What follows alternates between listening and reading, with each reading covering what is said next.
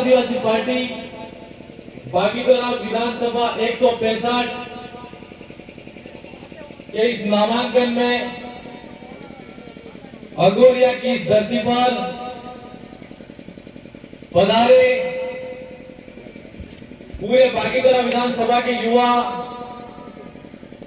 भक्तगण, मेघकोटवाल, मातृशक्ति, गुजरात से हमारे दादा राजू भाई वलभाई, आप सबका मैं भारत आदिवासी पार्टी और आदिवासी परिवार की तरफ से लाख लाख जोहार करता हूं।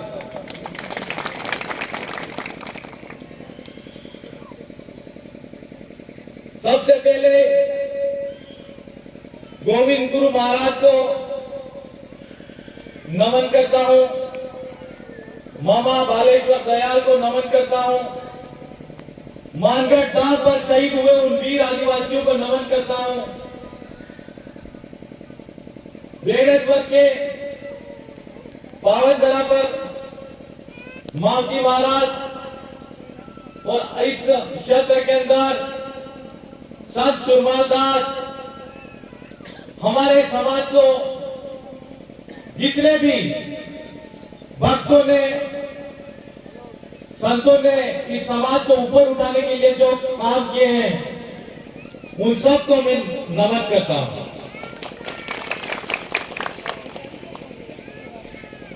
आप सब युवा साथियों की तरफ से, हमारे आदिवासियों की तरफ से हक अधिकार के लिए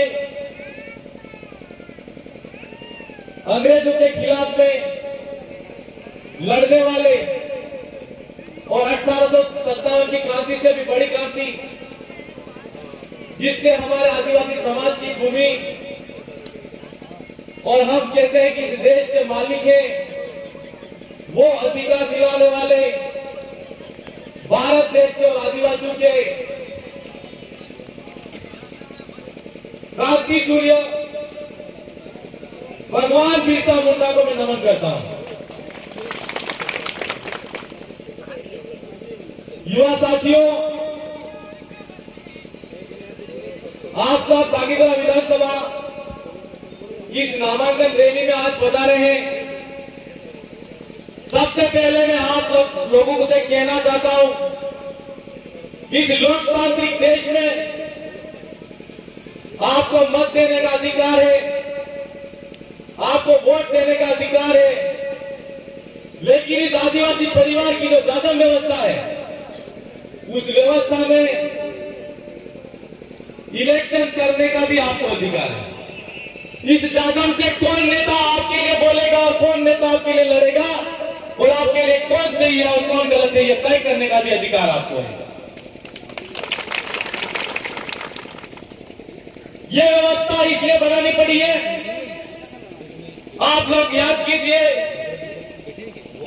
हमारे बाप दादा, हमारे पुरखे, जब यह देश आजाद नहीं था, यहां पे लोकतंत्र नहीं था, उस समय हमारे गांव के अंदर ऐसी व्यवस्था थी जिसको हम गांव कमेटी पटेल, वो व्यवस्था थी कि गांव के आदमी अगर कह देते कि हाँ हमारे गांव में पटेल देखो नियुक्त થઈ જતો ને આ તાજો આદમી है ये गामना पटेल की तरह नियुक्त થઈ जाता। वो व्यवस्था इस समाज को जोड़ने के लिए फिर से लागू करनी है मेरे दोस्तों।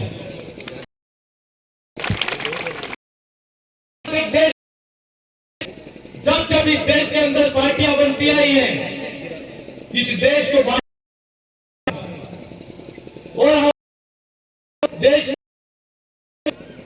दो सबसे बड़े दल हैं, उन दलों ने आदिवासियों के साथ में छल और कपट और शोषण किया है मेरे दोस्तों। क्यों? कि वो वोट तो हमारा लेते हैं लेकिन कोई नहीं करता। राजस्थान विधानसभा, राजस्थान अनुसूचित क्षेत्र की ही बात अगर हम करें, कई साल से किया। आप याद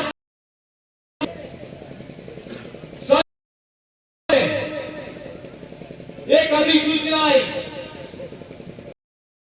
काला कानून, हमारे युवा बेरोजगार आज जितने बैठे हुए जेल में बिठाए, ये है कि अधिसूचनाમાં તમે પત્ર પત્રિકા